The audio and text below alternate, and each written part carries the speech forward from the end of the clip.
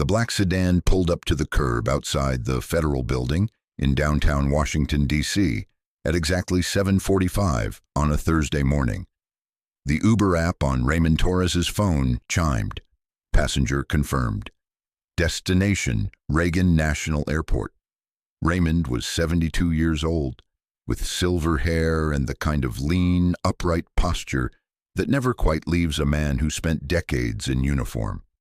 He'd been driving for Uber for 3 years now, ever since his wife passed. It kept him busy, kept him from rattling around their empty house, and gave him a reason to put on a clean shirt every morning. The passenger who opened the rear door was exactly what Raymond expected in this part of the city. Mid-30s, dark suit, crisp white shirt, federal ID badge clipped to his belt, even though he'd probably been told 1,000 times not to display it in public. The phone in his hand was government issue. The watch was expensive but not flashy. Everything about him said, federal agent. The young man slid into the back seat, barely looking up from his phone. He confirmed his name was Michael and said he needed to get to the airport as quickly as possible. He had a flight in 90 minutes. Raymond pulled into traffic and headed toward the most direct route. Constitution Avenue to the 14th Street Bridge. Standard route, 22 minutes, in current traffic. He'd driven it 1,000 times. But as he merged onto Constitution Avenue, something made him slow down. It was nothing he could point to, just a feeling, the kind of instinct that had kept him alive through 3 decades of the most dangerous job in America. He glanced at his mirrors and started really looking at the street, not like a driver, like he used to look, and that's when he saw them. There was a white panel van parked near 10th Street. Nothing unusual about that, except it was positioned at an angle that gave clear sightlines down the avenue. The windows were tinted, which was normal, but the vehicle was sitting low on its suspension, heavy, like it was carrying equipment or multiple people. At 12th Street, there was a man in a reflective vest pretending to do road work. His vest was clean, too clean. Real construction workers' vests got dirty, and he wasn't actually working. He was standing there watching traffic with his hand near his pocket. At 13th Street, a motorcycle courier was pulled over, supposedly checking his phone, but the bike was positioned perfectly to block a lane if needed, and the rider kept glancing west, up the avenue like he was waiting for a signal. Raymond's hands tightened on the steering wheel. He knew these patterns. He'd spent 30 years learning to see them. This was a surveillance setup, maybe a mobile checkpoint, maybe something worse. His passenger noticed the car slowing. Michael looked up from his phone and asked if there was a problem. Raymond made a decision. He signaled and moved into the right lane, preparing to turn off Constitution. Michael's voice sharpened. He said, "Wait, where was he going?" The GPS showed staying straight on Constitution. Raymond said calmly that he was taking a different route today. Constitution looked backed up ahead. He knew a faster way. Michael leaned forward, irritation clear in his voice. He said the GPS showed Constitution was the fastest route. He didn't have time for shortcuts. Just follow the app. Raymond didn't follow the app. He turned right onto 14th Street, heading north instead of south toward the bridge. Now Michael was angry. He said, "Excuse me, the airport was the other direction." What was he doing? Raymond checked his mirrors. The motorcycle courier had pulled back into traffic and was 3 cars behind them. Following, Raymond said as calmly as he could that he understood the passenger was in a hurry, but they needed to take a different route this morning. Constitution wasn't safe. Michael stared at the back of Raymond's head like he'd lost his mind. He said, "What did that mean? Not safe?" It was a major road in downtown D.C. in the middle of the morning. Raymond turned left, then right, moving through the grid of streets with practiced precision. He was scanning every intersection now, looking for the other pieces of the pattern. There, at L Street, another van, same type, same heavy suspension, positioned with sightlines. Raymond said he needed the passenger to trust him. Something was being set up along Constitution. He'd seen this kind of pattern before.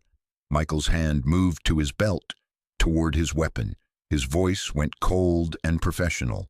He told Raymond to pull over immediately. He identified himself as a federal agent and said if Raymond didn't stop the vehicle right now, he would be charged with kidnapping a federal officer.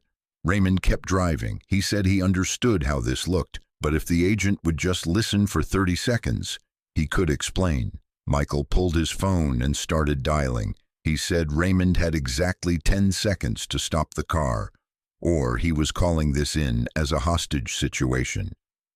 Raymond made one more turn, putting them on a completely different route away from Constitution Avenue. He said his name was Colonel Raymond Torres, retired Secret Service. He'd spent 30 years as head of advanced teams for 3 presidents. He knew what a pre-attack surveillance setup looked like, and there was one active right now along the route they were supposed to be taking. Michael paused, his finger hovering over the call button. He said if that was true, if Raymond really was Secret Service, why was he driving for Uber? Raymond's voice was quiet. He said because his wife died and he needed something to do, because his pension was fine but the house was too quiet, because he still knew how to see threats and he couldn't just turn that off. Michael asked what specific threats he thought he saw. Raymond described it. The van at 10th Street, the fake construction worker at 12th, the motorcycle courier now, following them. The second van at L Street. The positions were textbook. It was a surveillance net designed to track and possibly intercept a target on Constitution Avenue. Michael listened. His training was kicking in now, overriding his anger.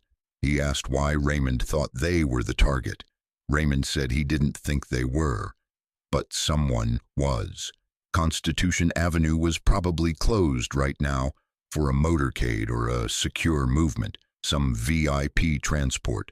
The surveillance net wasn't for a random Uber driver and a mid-level federal agent. It was for whoever was supposed to be using that route. Michael pulled up something on his phone. His face went pale. He said there was a visiting head of state this morning, the prime minister of a NATO ally, the secure route from Blair House to the White House for a morning meeting. Raymond asked what route they'd be taking. Michael said, according to the public schedule, they'd leave Blair House at 8:15. They'd take Constitution Avenue. Raymond checked his dashboard clock. It was 8:05. Michael was on his phone now, calling a different number. His voice was urgent and professional. He identified himself by name and badge number and said he needed to report a possible threat to an active motorcade route. The voice on the other end was skeptical at first, then demanding, then very, very serious. Michael described everything Raymond had told him: the van positions, the fake construction worker, the motorcycle tail. He gave the exact locations and descriptions. There was a long pause. Then the voice on the other end said they were checking it out. Stay on the line. Raymond kept driving, taking a circuitous route toward the airport. In his mirror, the motorcycle courier had dropped back and then disappeared entirely. Either he'd given up the tail or he'd been called off. 2 minutes later, the voice on Michael's phone came back. The tone had changed completely. They'd sent a team to check the locations. The van at 10th Street had 4 individuals inside and sophisticated surveillance equipment. The construction worker had no work permit for that location and ran when approached. The second van was gone, but they found the spot where it had been parked, and there were fresh scrape marks consistent with a vehicle leaving in a hurry. The voice asked to speak to the Uber driver. Michael handed his phone forward. Raymond took it carefully, keeping one hand on the wheel. The voice on the phone identified himself as Special Agent in Charge Martin Webb, Presidential Protection Detail. He asked Raymond to verify his identity and former service. Raymond gave his full name, his Secret Service ID number from memory, and the names of the 3 presidents he'd served under. There was typing on the other end. Then Agent Webb said the records checked out. He asked how Raymond had spotted the surveillance net. Raymond said it was the same pattern he'd seen in advanced threat assessments in 1995, 2001, and 2006. Different cities, different threats, but the same basic layout. Overwatch positions at key intervals, mobile blocking elements, a perimeter that looked normal unless you knew what you were looking for. Webb said they'd scrubbed the motorcade route. The Prime Minister would be taking an alternate path. He asked if Raymond would be willing to come in and brief the team on what he'd seen. Raymond said he would, but first he had a passenger who needed to catch a flight. Webb actually laughed. He said the passenger could wait. This was a potential international incident they'd just prevented. But Michael spoke up from the back seat. He said actually, if it was all the same, could Raymond still take him to the airport? His flight was for a deployment briefing, but it could be rescheduled. He just wanted to arrive in a car driven by someone who clearly still had the best threat detection instincts he'd ever seen. Raymond smiled for the first time that morning. He drove Michael to the airport, taking a route that avoided every major street and landmark. Not because there was still a threat, just because old habits died hard. At the departures curb, Michael got out and reached for his wallet to add a tip to the app. Raymond told him to put it away. This ride was on the house. Michael hesitated. Then he extended his hand through the window. He said he'd spent 5 years as a federal agent and considered himself pretty sharp, but he'd been about to ride straight into whatever was being set up on that street because he trusted his GPS more than his instincts. Raymond had just taught him a lesson he'd never forget. Raymond shook his hand and said the most important thing he'd learned in 30 years of protecting people was simple. Technology was a tool, but awareness was a survival skill. And you never, ever stopped being aware. 3 hours later, Raymond sat in a conference room at the Secret Service headquarters, looking at surveillance photos on a large screen. The images showed the individuals who'd been arrested at the van on 10th Street. They were part of a foreign intelligence network, planning reconnaissance on protected movements. Not an assassination attempt, but intelligence gathering that could have led to one. Agent Webb sat across from him and said if Raymond hadn't spotted the pattern, they wouldn't have known about the surveillance until after the fact. Possibly not at all. He asked Raymond why he hadn't reported what he saw directly. Why trust a random passenger to make the call? Raymond said honestly he'd thought about just calling it in himself. But he was a 72-year-old Uber driver. Who would have believed him without someone official to back up his claim? Webb was quiet for a moment. Then he said the Secret Service had a program for retired personnel who wanted to stay involved. Consulting work, threat assessment reviews, training for younger agents. The pay wasn't much, but it was something. Would Raymond be interested? Raymond thought about his empty house, the long, quiet evenings, the feeling of being useful that he'd almost forgotten. He said he'd be very interested. As Raymond left the building that afternoon, his phone chimed with a notification. A 5-star rating from his passenger, Michael. The comment said simply, "This driver saved lives today. Highest possible recommendation." Raymond smiled and accepted his next ride request. Because whether he was wearing a suit and an earpiece or driving a black sedan with an Uber sticker, some things never changed. He'd spent his whole life watching for threats, and he wasn't about to stop now.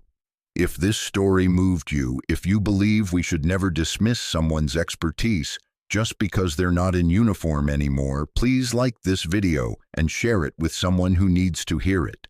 Subscribe to Valor Chronicles for more stories of the quiet heroes whose skills and awareness still protect us every single day. Tell us in the comments about a time when someone's experience or instincts saved you from danger. These stories matter. these people still matter.